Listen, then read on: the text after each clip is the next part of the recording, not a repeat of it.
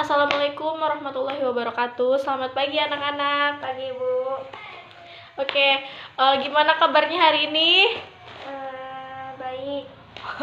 Oke, sekarang di pertemuan sekarang Ibu akan menjelaskan tentang menumbuhkan kesadaran berkonstitusi. Di sini ada dalam sidang pertama BPUPKI, Mr. Muhammad Yamin menyatakan rakyat Indonesia mesti mendapatkan dasar negara yang berasal dari peradaban kebangsaan Indonesia. Orang Timur pulang ke kebudayaan Timur. Kita tidak berniat lalu akan meniru sesuatu susunan tata negara negeri haram. Kita bangsa Indonesia masuk yang beradab dan kebudayaan kita beribu-ribu tahun umurnya.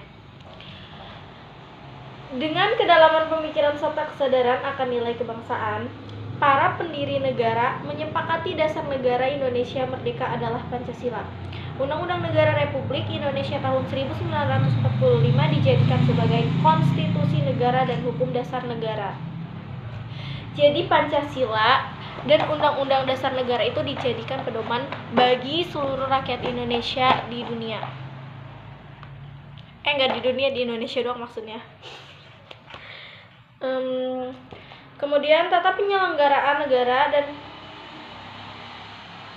bernegara mesti didasarkan Pancasila dan Undang-Undang Negara Republik Indonesia tahun 1945 sebagai warga negara.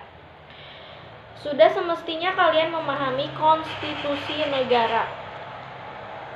Menumbuhkan kesadaran akan pentingnya konstitusi bagi warga negara Indonesia harus dimulai sejak muda.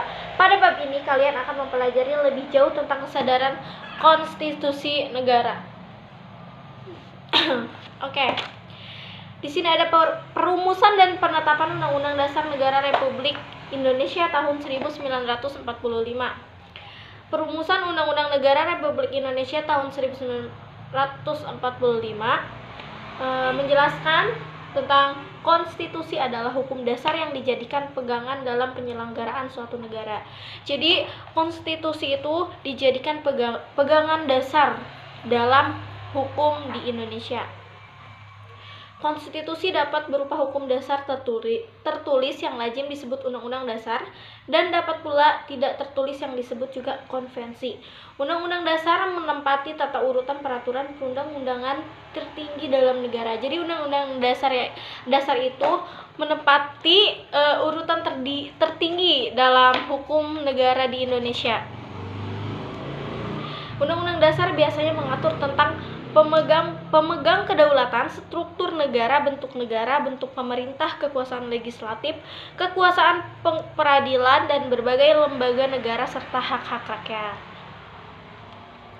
Kemudian sesuai dengan rumusan pasal 1 ayat 2 Undang-Undang Dasar Negara Republik Indonesia tahun 1945, kedaulatan berada di tangan rakyat dan dilaksanakan menurut Undang-Undang Dasar. Pasal tersebut dimaksud memuat paham konstitusionalisme, rakyat pemegang kedaulatan tertinggi terikat pada konstitusi kedaulatan rakyat. Dilaksanakan menurut Undang-Undang Dasar. Dengan demikian, Undang-Undang Dasar merupakan sumber hukum tertinggi yang menjadi pedoman dan norma hukum yang dijadikan sumber hukum bagi peraturan perundang-undangan yang berada di bawahnya. Jadi, Undang-Undang Dasar negara itu pedoman tertinggi yang ada di hukum Indonesia. Semua hukum di Indonesia tuh ada di bawah pegangan Undang-Undang Dasar Negara. Ketika kemerdekaan Indonesia diproklamasikan, Republik Indonesia belum memiliki Undang-Undang Dasar. Undang-Undang Dasar Negara Republik Indonesia tahun 1945 ditetapkan oleh PPKI pada hari Sabtu tanggal 18 Agustus tahun 1945, satu hari setelah proklamasi. Kemudian pembahasan Undang-Undang Dasar Negara Republik Indonesia tahun 1945 dilakukan dalam sidang BPUPKI. Sidang pertama BPUPKI dilaksanakan pada tanggal 21 Mei sampai 1 Juni 1945. Kemudian dilanjutkan pada sidang BPUPKI kedua pada tanggal 10 sampai 17 Juli 1945. Dalam sidang pertama dibahas tentang dasar negara, sedangkan pembahasan rancangan undang-undang dasar dilakukan pada sidang yang kedua. Pada sidang BPUPKI tanggal 10 Juli 1945, setelah dibuka oleh ketua, dilanjutkan dengan pengumuman penambahan anggota baru, yaitu Abdul Falah Hasan, Asiki Natanegara, Suryo Hamijojo, Muhammadur Besar, dan Abdul Kafar. Kemudian Insinyur Soekarno selaku ketua panitia kecil melaporkan hasil kerjanya bahwa panitia kecil telah menerima usulan-usulan tentang Indonesia merdeka yang digolongkannya menjadi 9 kelompok, yaitu usulan yang meminta Indonesia merdeka selekas-lekasnya, usulan mengenai dasar negara, usulan tentang unifikasi atau federasi, usulan tentang bentuk negara dan kepala negara, usulan tentang warga negara, usulan tentang daerah, usulan tentang agama dan negara, usulan tentang problem negara, dan usulan tentang keuangan. Itu adalah 9 usulan yang digolongkan dan menjadi 9 kelompok. Di sini ada anggota muzakir. Oke, sebentar ya. Nah, di sini ada bab tentang penetapan Undang-Undang Dasar Negara Republik Indonesia tahun 1945. Sehari setelah proklamasi kemerdekaan Indonesia, Panitia Persiapan Kemerdekaan Indonesia atau disebut juga PPKI yang menggantikan BPUPKI, yakni pada tanggal 18 Agustus tahun 1945 melaksanakan sidang keputusan sidang PPKI. Keputusan sidang PPKI adalah sebagai berikut. Keputusan sidang PPKI terbagi menjadi 3. Yang pertama yaitu mengesahkan Undang-Undang Negara Republik Indonesia pada tahun 1945. Yang kedua yaitu menetapkan Insinyur Soekarno sebagai Presiden dan Dr. Andes Muhammad Hatta sebagai Wakil Presiden Republik Indonesia. Yang ketiga yaitu membentuk Komite Nasional Indonesia Pusat. Insinyur Soekarno sebagai Ketua PPKI dalam sambutan pembukaan sidang dengan penuh harapan mengatakan, saya minta lagi kepada tuan-tuan sekalian supaya misalnya mengenai hal Undang-Undang Dasar,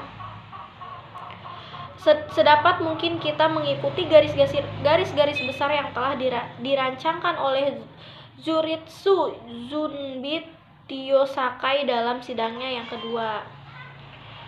Perubahan yang penting-penting saja kita adakan dalam sidang ini. Sekarang ini, urusan yang kecil-kecil hendaknya kita kesampingkan agar supaya kita sedapat mungkin pada hari ini pula telah selesai dengan pekerjaan menyusun Undang-Undang Dasar dan memilih Presiden dan Wakil Presiden. Harapan Soekarno di atas mendapatkan tanggapan yang sangat baik dari para anggota PPKI. Muhammad Hatta yang memimpin jalannya pembahasan rancangan Undang-Undang Dasar dapat menjalankan tugasnya dengan cepat. Proses pembahasan berlangsung dalam suasana yang penuh rasa kekeluargaan, tanggung jawab, cermat dan teliti, dan saling menghargai antar anggotanya. Pembahasan rancangan Undang-Undang Dasar menghasilkan naskah pembukaan dan batang tubuh. Undang-Undang Dasar ini dikenal dengan sebutan Undang-Undang Dasar Negara Republik Indonesia tahun 1945 melalui Berita Republik Indonesia pada tanggal 15 Februari 1946. Penjelasan Undang-Undang Dasar menjadi bagian dari Undang-Undang Dasar Negara Republik Indonesia tahun 1945. Suasana permufakatan dan kekeluargaan serta kesederhanaan juga muncul pada saat pengangkatan Presiden dan Wakil Presiden. Risalah sidang PPKI mencatat sebagai berikut.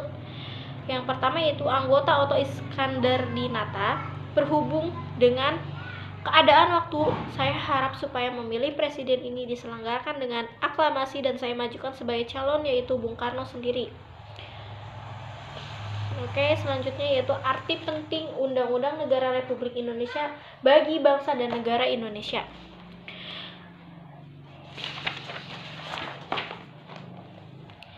Oke, setiap bangsa yang merdeka akan membentuk suatu pola kehidupan berkelompok yang dinamakan negara. Pola kehidupan kelompok dalam bernegara perlu diatur dalam suatu naskah aturan hukum yang tertinggi dalam kehidupan negara Republik Indonesia dinamakan Undang-Undang Dasar Negara Republik Indonesia. Undang-Undang Dasar Negara Republik Indonesia atau disingkat dengan UUD RI itu adalah naskah tertinggi yang ada di dalam hukum Indonesia. Jadi semua hukum itu ada di bawah Undang-Undang Dasar Negara Republik Indonesia. Undang-Undang Dasar Negara Republik Indonesia tahun 1945 berisi pola dasar kehidupan bernegara di Indonesia. Semua peraturan perundang-undangan yang dibuat di Indonesia tidak boleh bertentangan dengan Undang-Undang Dasar Negara Republik Indonesia tahun 1945. Semua peraturan perundang-undangan yang dibuat di Indonesia harus berpedoman pada Undang-Undang Dasar Negara Republik Indonesia tahun 1945. Mungkin cukup sekian. Mungkin itu saja materi yang Ibu sampaikan pada hari ini. Kita lanjutkan minggu depan. Tolong kalian cerna ya. Kalian mengerti? Oke. Mungkin cukup sekian dari Ibu. Kurang lebih mohon maaf. Jika ada kesalahan Ibu mohon maaf. Wassalamualaikum warahmatullahi wabarakatuh. Waalaikumsalam warahmatullahi wabarakatuh.